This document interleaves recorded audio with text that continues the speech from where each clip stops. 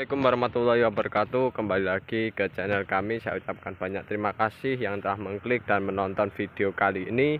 Dan di kesempatan kali ini kan kawan, kita akan berbagi sedikit hal mengenai tentang pengolahan lahan ya, yang dimana kemarin setelah kita melakukan pemanenan padi, karena di daerah sini air tidak mencukupi ya untuk budidaya padi berikutnya, para petani di sini melakukan pembajakan ya, dengan menggunakan bajak itu kan ya, bajak untuk dilakukan proses pembalikan tanah, pengolahan tanah untuk dibudidaya tanaman berikutnya. Nah, pengolahan tanah ini perlu dilakukan ya kan kawan, sangat penting sekali ketika kita akan membudidayakan tanaman yang berikutnya, karena pengolahan tanah ini memiliki peranan penting ya dalam proses budidaya. Peranan dalam pengolahan tanah itu sendiri pastinya ada tujuannya ya dalam budidaya. Yang pertama yaitu adalah menjadikan fisik tanah menjadi lebih remah kembali ya. Jadi setelah dibudidaya biasanya tanah itu padat ya kan kawan, memadat sebagai akibat ya lama tidak diolah ya, karena diberi air lalu dibuat lewat ya, buat jalan dalam proses budidaya, itu pun tanah kembali ya lama-kelamaan akan memadat ya. Apalagi terkena air secara terus menerus kan, yang awalnya remah lama-kelamaan memadat dan dalam budidayanya ya, dalam proses membudidayakan itu perlu diolah lagi ya. Apalagi tanahnya dalam budidaya sebelumnya itu tidak menggunakan pupuk kandang ya, atau dalam artian tanahnya belum remah menjadi seperti lahan organik. Nah, itu biasanya bentuk tanahnya memadat kembali, dan di sisi lain tekstur tanah yang kebanyakan liat ya, itu juga biasanya memadat ya jika terkena air semacam itu. Oleh sebab itu, setelah budidaya lahan kan perlu mengolahnya. Dengan pengolahan lahan tersebut menjadikan tanah jadi remah kembali. Dengan remahnya tanah tujuannya adalah untuk mempermudah akar dalam mencari unsur hara nantinya ya. Dengan diolah kembali tanah menjadi remah, dan di sisi lain juga fisik tanah yang berupa lubang mikronya yang cukup banyak akibat dari pemadatan tanah itu sendiri, dengan diolah maka lahan itu menjadi lebih remah ya kan, lebih tidak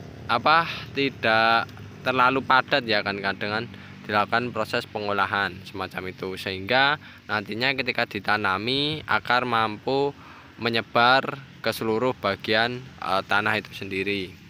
Nah, lalu pengolahan lahan selain juga menjadikan bentuk fisik dari tanah itu menjadi lebih remah yang menunjang perakaran, itu juga nantinya berguna untuk mematikan gulma. Dalam artian gulma-gulma yang tumbuh ya, dengan diolah semacam ini ya, dibolak-balik hingga kondisinya remah kembali, biasanya gulmanya akan tertimbun kembali. Nah, ketika proses tertimbun tersebut, maka gulma-gulma yang tertimbun akan mati semacam itu, sehingga nantinya pertumbuhan dari rumput ya, atau gulma-gulma yang tidak diinginkan oleh para petani itu bisa ditekan semacam itu. Lalu yang berikutnya, selain gulma juga mencegah terjadinya penyakit pada tanah, karena tanah yang lama tidak diolah biasanya penyakitnya bersarang ya kan kawan. Dengan diolah semacam ini nantinya tanah akan dibolak-balik. Nah, pembolak-balikan tanah itu akan mendapati sinar matahari, yang dimana penyakit yang disebabkan oleh bakteri maupun virus dan lain sebagainya itu salah satunya jika terkena sinar matahari biasanya akan ada pengaruhnya. Dalam artian misalkan bakteri ya terkena sinar UV itu mati ya, atau kelompok jamur-jamur yang berada di tanah ya, kalau dibalik mereka berada di bagian atas terkena sinar matahari, kepanasan, kering, mati. Nah, itu menjadikan pencegahan penyakit ya yang disebabkan oleh bakteri, jamur maupun virus yang ada di tanah itu bisa ditekan ya, semacam itu. Sehingga nantinya ketika tanaman yang ditanam di lahan yang sudah diolah itu biasanya jauh lebih sehat dibandingkan lahan yang tanpa diolah, semacam itu kan kawan. Sehingga dengan pembalikan semacam itu ini penyakit-penyakit yang menempel pada di tanah itu bisa ditekan ya, semacam itu ya. Meskipun ada kemungkinan terkena penyakit itu juga ada, tapi kan kita lebih baik mencegahnya dengan cara melakukan pengolahan tanah. Dan di sisi lain juga pengolahan tanah juga membantu para petani dalam melakukan penyebaran pupuk ya, pencampuran pupuk secara merata, yaitu dengan cara yaitu diolah. Dalam artian di beberapa tempat, di beberapa daerah, dan di beberapa waktu yang lalu kita juga pernah jadi pupuk sebelum dilakukan pengolahan lahan ya kan kawan. Apalagi padi itu ya, lahan persawahan itu biasanya disebar terlebih dahulu, diberikanlah di lahan tersebut. Tapi kan kemungkinan kalau lahannya besar nggak mungkin lah petaninya mau menyebar secara merata satu persatu, itu pasti membutuhkan tenaga yang cukup banyak.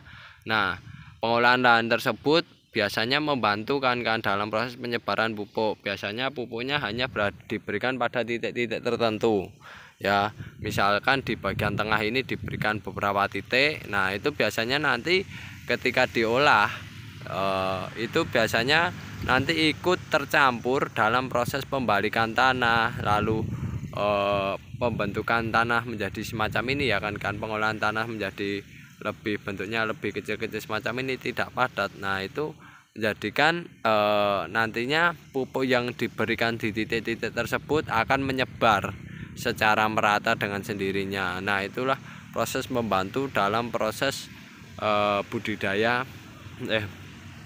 proses pengolahan tanah, membantu dalam proses budidaya tanaman semacam itu. Akan tapi ya pastinya kalau kami, sepengalaman kami dalam membudidayakan tanaman itu kita untuk pupuk kandang yang kita berikan ke tanaman yang ingin dibudidayakan, kalau lahan kering semacam ini kita biasanya diberikan langsung kita tujukan ke per lubang tanam. Tapi kalau lahannya basah, nah itu kita sebar ya, kita beri titik-titik tertentu biar diolah dengan menggunakan traktor.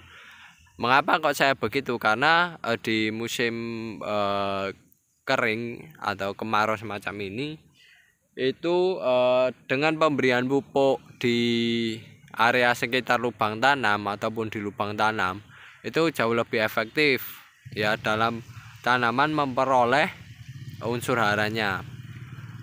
Akan tetapi yaitu kelemahannya ya, kita perlu tiap lubang tanam perlu kasih pupuk ya, semacam itu.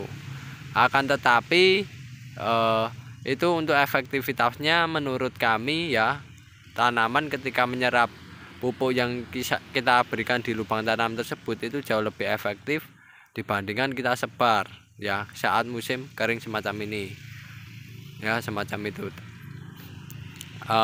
Di sisi lain juga ketika kondisinya banyak air ya, pastinya kan kalau kita memberikan tanah itu kan memberikan pupuk itu kan kesulitan. Nah, itu biasanya kami hanya memberikan di titik-titik tertentu ya kan kawan, lalu ditabrakkan atau diolah bebarengan dengan menggunakan traktor semacam ini.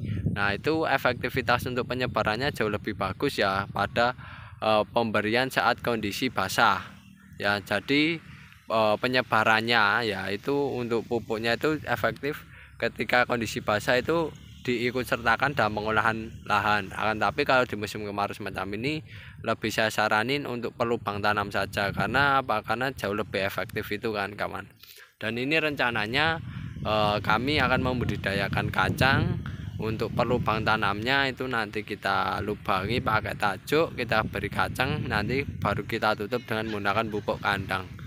Menurut kami itu juga bagus, dan kami memilih komoditas kacang karena komoditas kacang dapat mengembalikan kesuburan tanah Dan kawan-kawan bisa tonton pada video sebelumnya ya mengenai tanaman kacang ya, manfaat tanaman kacang ya dalam setelah budidaya cabai itu. Nah, itu tujuannya untuk mensuburkan tanah. Begitu pula di lahan ini ya, kondisinya sangat memungkinkan sekali menurut kami untuk dibudidayakan kacang ya, tanaman legum lah ya, yang tujuannya untuk mengembalikan kesuburan tanah tersebut.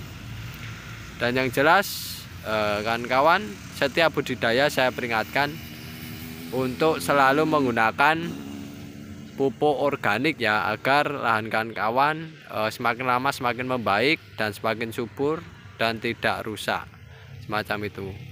Oke, sekian dulu informasi dari saya, kurang lebihnya mohon maaf. Saya akhiri. Wassalamualaikum warahmatullahi wabarakatuh.